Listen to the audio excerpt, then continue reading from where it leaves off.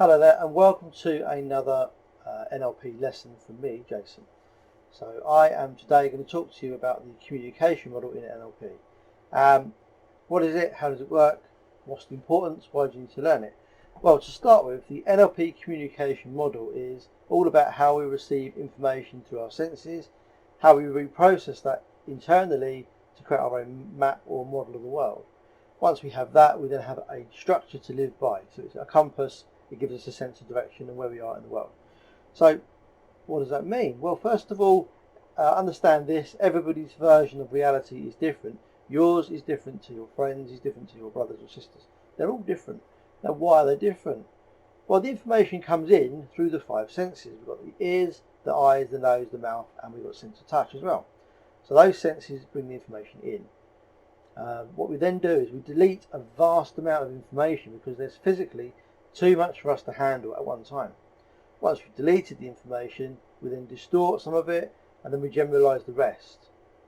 Okay, so what do we do by distorting? Distorting can involve things like adding things into the environment or the event that wasn't there and taking things away that were there.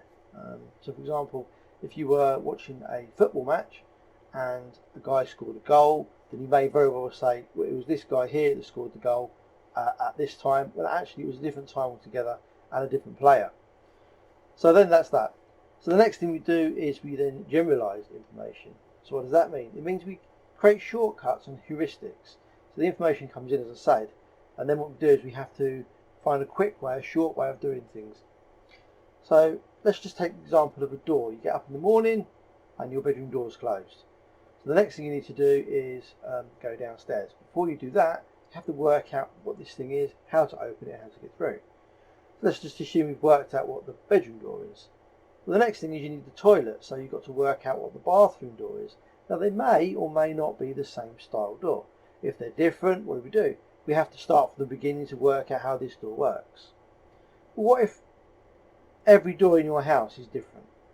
It's going to take a long time to get down to the front door before you go to work, in your car or school or whatever you're going to do. So we create deliberately these shortcuts or heuristics that enable us to live life more efficiently and quicker. Once we've done that information, so we've deleted, we distorted, we generalised, the information that's left then goes through a series of filters.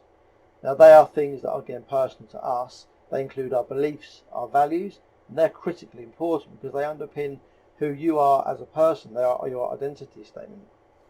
So then we go through things like the environment we live in, the culture we live in, our friends, our family, and all of those things as well. Our experiences. So what have we experienced in our life which makes our map skewed in one direction or another?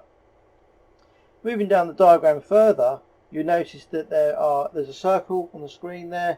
It says IP, IS and EB. IP is internal processing. That's all to do with the thoughts that we have, how we think. IS is our internal state.